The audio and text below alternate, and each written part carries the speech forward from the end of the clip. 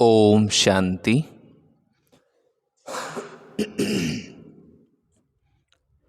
ओम शांति। आज बाबा ने कहा, मीठे बच्चे, शिव बाबा, वंडरफुल बाबा टीचर और सतगुरु है।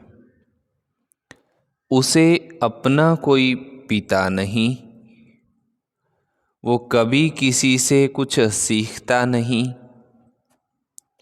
उन्हें गुरु की भी दरकार नहीं। ऐसा वंडर खाकर तुम्हें याद करना चाहिए कि हमारा पिता टीचर सतगुरु जो है, उनको और किसी से सीखने की, गुरु की या पिता की ज़रूरत नहीं। वो सर्वोच्च हमारे पिता बने हैं, टीचर हैं, सतगुरु हैं। तो बाबा कहे, ऐसी खुशी और वंडर से हमें बाबा को याद करना है। प्रश्न है आज की वाणी से, याद में कौन सी नवीनता हो तो आत्मा सहज ही पावन बन सकती है? याद में कौन सी नवीनता हो तो आत्मा सहज पावन बन सकती? उत्तर है, याद में जब बैठते हो तो बाबा की करंट खींचते रहो, बाबा से शक्तियाँ लेते रहो। बाबा तुम्हें देखे और तुम बाबा को देखो, ऐसी याद ही आत्मा को पावन बना सकती है। ये बहुत सहज याद है, लेकिन बच्चे घड़ी घड़ी भूल जाते हैं कि हम आत्मा हैं, शरीर नहीं। देही अभिमानी बच्चे ही याद में ठहर सकते हैं। बाबा ने बताया कि याद तो सहज है, परंतु घड़ी घड़ी भूल जाते हैं क्या कि हम आत्मा हैं, शरीर नहीं है। फिर बाबा ने कहा, देही अभिमानी बच्चे ही याद में ठहर सकते हैं। ओम शांति। मीठे मीठे बच्चों को ये तो निश्चय है कि ये हमारा बेहद का बाबा है, उनका कोई पिता नहीं है। दुनिया में ऐसा कोई मनुष्य नहीं होगा जिसका पिता ना हो। एक एक बात बड़ी अच्छी समझने की है। और फिर ज्ञान भी वो सुनाते हैं जो कभी पढ़ते नहीं हैं, ज्ञान वो सुनाते हैं जो कभी पढ़ा नहीं। नहीं तो मनुष्य मात्र कुछ न कुछ पढ़ते ज़रूर हैं। श्री कृष्ण भी पढ़ा है। बाबा कहते हैं, मैं क्या पढ़ूं, मैं तो पढ़ाने आया हूँ। मैं पढ़ा हुआ नहीं हूँ, मैंने किसी से शिक्षा नहीं ली है, कोई गुरु नहीं किया है। ड्रामा प्लान अनुसार बाबा की ज़रूर ऊंचे से ऊंच महिमा होगी। गाया भी जाता है, ऊंचे से ऊंच भगवान, ऊंचे से ऊंच भगवान। उनसे ऊंचा फिर क्या होगा? ना बाप, ना टीचर, ना गुरु। इस बेहद के बाबा का ना कोई पिता है, ना कोई टीचर है, ना गुरु है। ये स्वयं ही बाप, टीचर, गुरु है। ये तो अच्छी तरह समझ सकते हो, ऐसा कोई भी व्यक्ति हो नहीं सकता।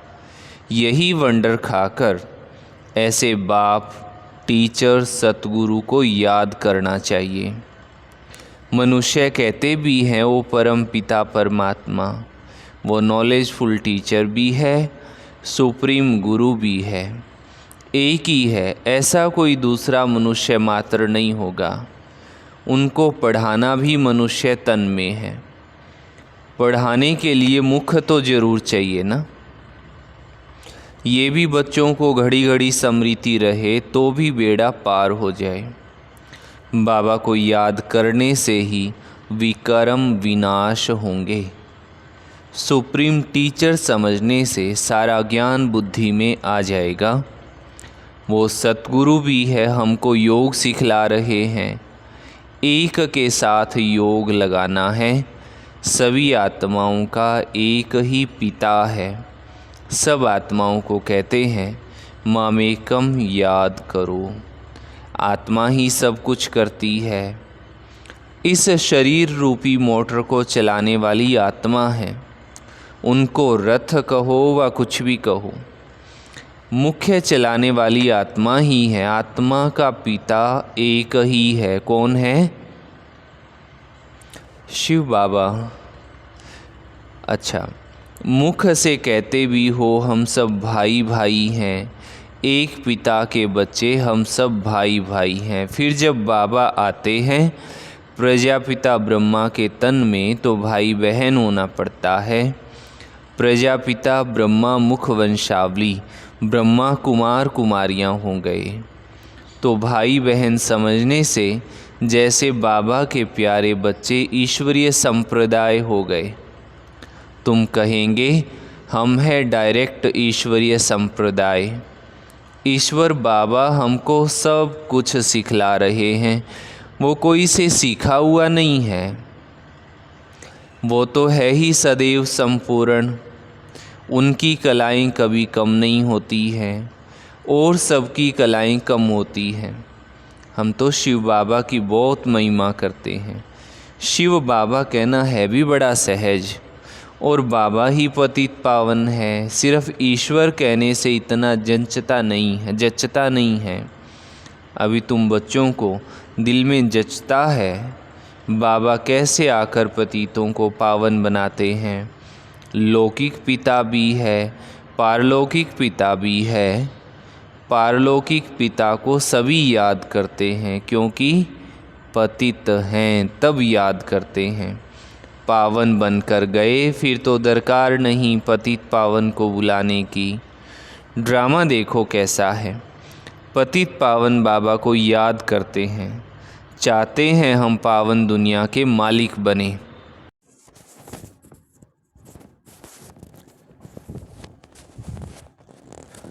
शास्त्रों में दिखाया है देवताओं और असुरों की लड़ाई लगी, परंतु ऐसा तो है नहीं। अभी तुम समझते हो हम ना असुर हैं न देवता हैं, अभी हम हैं बीच के। सभी तुमको बोलते रहते हैं ये खेल बड़ा मज़े का है। नाटक में मज़ा ही देखने जाते हैं ना। वो सब है हद के ड्रामा, ये है बेहद का ड्रामा। इनको और कोई नहीं जानते, देवताएं तो जान भी नहीं सकते। अभी तुम कलयुग से निकल आए हो।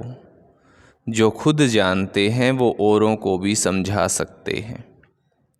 एक बार ड्रामा देखा तो फिर सारा ड्रामा बुद्धि में आ जाएगा।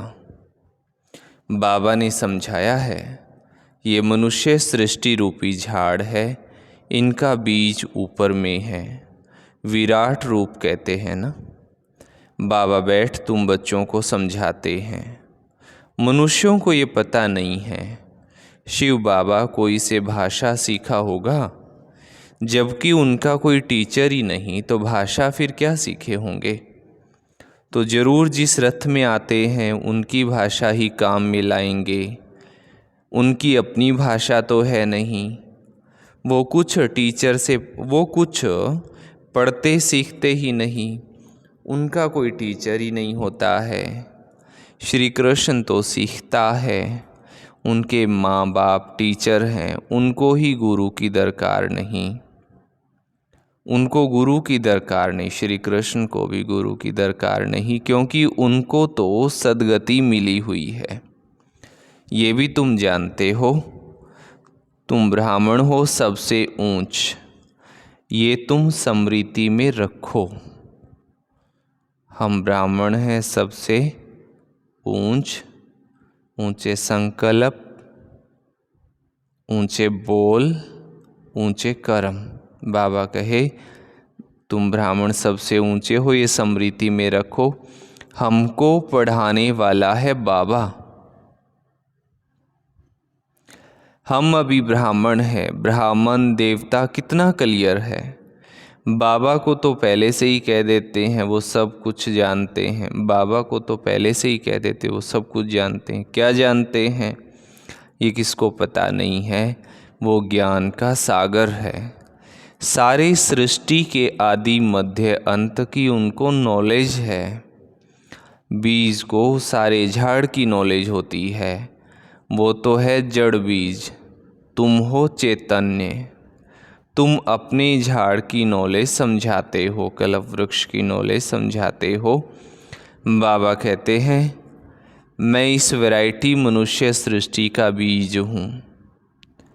हैं तो सब मनुष्य परंतु वैरायटी है। एक भी आत्मा के शरीर के फीचर्स दूसरे जैसे नहीं हो सकते। दो एक्टर्स एक जैसे नहीं हो सकते। ये है बेहद का ड्रामा।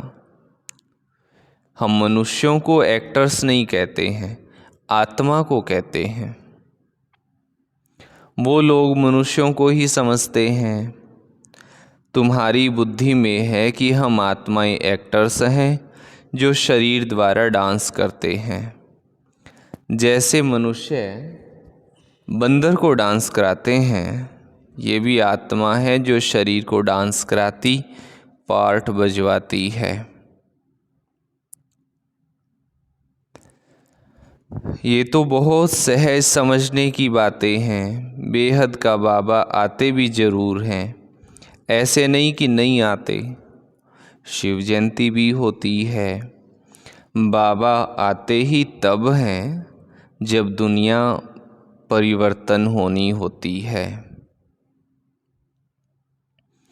भक्ति मार्ग में श्री कृष्ण को याद करते रहते हैं, परंतु श्री कृष्ण आए कैसे? कलयुग में या संगम पर? तो श्री कृष्ण का रूप इन आँखों से देखा नहीं जा सकता, फिर उनको भगवान कैसे कहें? वो तो सतयुग का पहला नंबर प्रिंस है। उनका पिता टीचर भी है। गुरु की उनको दरकार नहीं होती क्योंकि सदगति में है। स्वर्ग को सदगति कहा जाता है। हिसाब भी क्लियर है। बच्चे समझते हैं मनुष्य 84 जन्म लेते हैं। कौन कौन कितने जन्म लेते हैं वो तो हिसाब करते हो। देवी घराना जरूर पहले पहले आता है। सतयुग में देवी देवता आते हैं। पहला जन्म उनका ही होता है। एक का हुआ तो उनके पीछे सभी आ जाते हैं। ये बातें तुम जानते हो। तुम्हारे में भी कोई अच्छी रीति समझते हैं जैसे उस पढ़ाई में होता है। ये है बहुत सहज। सिर्फ एक गुप्त डिफ़िकल्टी है। क्या? एक मुश्किल बात है बाबा कहे और सूक्ष्म है। वो क्या है? तुम बाबा को याद करते हो तो उसमें माया विघन डालती है, क्योंकि माया रावण को ईर्ष्या होती है। तुम राम को याद करते हो तो रावण को ईर्ष्या होती है कि हमारा मुरीद राम को क्यों याद करता है। ये भी ड्रामा में पहले से ही नूंद है, नई बात नहीं है। कल पहले जो पार्ट बजाया है वही बजाएंगे। अभी तुम पुरुषार्थ कर रहे हो। कल पहले जो पुरुषार्थ किया है वो अभी भी कर रहे हो। ये चक्र फिरता ही रहता है, कभी बंद नहीं होता है। टाइम की टिक टिक होती रहती है। बाबा समझाते हैं ये 5000 वर्ष का ड्रामा है। कितने वर्षों का ड्रामा? पूरे 5000 वर्ष का ड्रामा है। अच्छा, शास्त्रों में तो कैसी कैसी बातें लिख दी है। बाबा ऐसे कभी नहीं कहेंगे कि भक्ति छोड़ो, क्योंकि अगर यहाँ भी चल ना सके और वो भी छूट गई तो ना इधर का ना उधर का रहे। बाबा कभी मना नहीं करेंगे कि तुम भक्ति नहीं करो। कोई काम का ही नहीं रहा, इसलिए तुम देखते हो कई मनुष्य ऐसे भी हैं जो भक्ति आदि कुछ नहीं करते हैं, बस ऐसे ही चलता रहता है। कई तो कह देते हैं भगवान ये अनेक रूप धरते हैं। अरे ये तो बेहद का ड्रामा अनादि बना बनाया है, जो रिपीट होता रहता है, इसलिए इसको अनादि अविनाशी वर्ड ड्रामा कहा जाता है। इसको भी तुम बच्चे ही समझ रहे हो। इसमें भी तुम कुमारियों के लिए तो बहुत सहज है। माताओं को तो जो सीढ़ी चढ़ी है वो उतरना पड़े, कुमारी को तो कोई बंधन और है ही नहीं, चिंतन ही नहीं, बाबा का बन जाना है। लौकिक संबंध को भूल पारलौकिक संबंध जोड़ना है। और एक अकेली कुमारी क्यों, हम सभी को पारलौकिक बाबा से अपना दिल का रिश्ता जोड़ना है। कलयुग में तो है ही दुर्गति, नीचे उतरना ही है ड्रामा अनुसार। भारतवासी कहते हैं ये सब कुछ ईश्वर का है, वो मालिक है, तुम कौन हो, हम आत्मा हैं, बाकी ये सब कुछ ईश्वर का है। ये देह आदि जो कुछ है परमात्मा ने दिया है। मुख से कहते ठीक है, कह देते हैं ये सब कुछ ईश्वर ने दिया है। अच्छा, फिर उनकी दी हुई चीज़ में ख़यानत थोड़ी डालनी चाहिए। ख़यानत माना अपना लगाव मोह थोड़ा ही रखना चाहिए, परंतु उस पर भी चलते नहीं हैं, रावण मत पर चलते हैं। बाबा समझाते हैं तुम तो ट्रस्टी हो, परंतु रावण संप्रदाय होने कारण तुम ट्रस्टी पने में अपने को धोखा देते हो। मुख से कहते एक हो और करते दूसरा हो। कहेंगे सब कुछ बाबा ने दिया है और फिर अंदर में रहता है कि मेरा है ना। बाबा ने चीज़ दी फिर ले ली तो उसमें तुमको दुख क्यों होता है। ममत्व मिटाने के लिए ही ये बातें बाबा अपने बच्चों को समझाते हैं। अब बाबा आए हैं, तुमने ही पुकारा है बाबा हमको साथ में ले चलो। हम रावण राज्य में बहुत दुखी हैं, आकर हमको पावन बनाओ, क्योंकि समझते हैं पावन बनने बगैर हम जा नहीं सकते। हमको ले चलो, कहाँ, घर ले चलो। सब कहते हैं हम घर जाएं, श्री कृष्ण के भगत चाहते हैं हम कृष्णपुरी वैकुंठ में जाएं। सतयुग ही याद रहता है ना। प्यारी चीज़ है, मनुष्य चोला छोड़ते हैं तो स्वर्ग, तो बाबा कहे मनुष्य चोला छोड़ते हैं तो स्वर्ग जाते नहीं हैं। स्वर्ग तो सतयुग में ही होता है, कलयुग में होता है नरक, तो जरूर पुनर्जन्म नरक में ही होगा। ये कोई सतयुग थोड़ी ही है, वो तो वंडर ऑफ वर्ल्ड है। कहते भी हैं समझते भी हैं, फिर भी कोई चोला छोड़ता है तो उनके संबंधी कुछ भी नहीं समझते। हाँ, कहेंगे फलाना स्वर्ग गया, स्वर्ग क्या है कैसा है ये भी नहीं पता है। बस कहने मात्र कहते रहते हैं। बाबा के पास जो 84 के चक्र की नॉलेज है वो बाबा ही दे सकते हैं। तुम तो अपने को देह समझते थे, वो गलत है। अब बाबा कहते हैं देही अभिमानी भव। देही अभिमानी भव। श्री कृष्ण तो कह ना सके देही अभिमानी भव, उनको तो अपनी देह है। शिव बाबा को अपनी देह नहीं है, ये तो उनका रथ है जिसमें वो विराजमान है। उनका ये रथ है तो इनका भी रथ है, शिव बाबा का तो ब्रह्मा बाबा का भी। इनकी अपनी आत्मा भी है, बाबा का भी लोन लिया हुआ है। बाबा कहते हैं मैं इनका आधार लेता हूँ, अपना तो है नहीं तो पढ़ाएंगे कैसे। बाबा रोज़ बैठ बच्चों को कशिश करते हैं कि अपने को आत्मा समझ और बाबा को देखो। दोनों बाबा ही कशिश करते हैं कि एक शिव बाबा को देखो, ये शरीर भी भूल जाए। हम तुमको देखें, तुम हमको देखो। तुम जितना बाबा को देखेंगे पवित्र होते जाएंगे। जितना प्यारे शिव बाबा को देखेंगे उतना आत्मा शुद्ध पवित्र होती जाएगी। और कोई उपाय पावन बनने का है नहीं। अगर हो तो बताओ, किसी को पता हो कि पावन कैसे बनते हैं तो बताओ उपाय, जिससे आत्मा पवित्र होती हो। गंगा के पानी से तो नहीं होगी, पहले तो कोई को भी बाबा का परिचय देना है।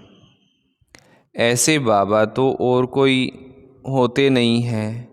नवज देखो ऐसा समझा है जो चक्रित हो जाए, माने एकदम वंडर खा जाए।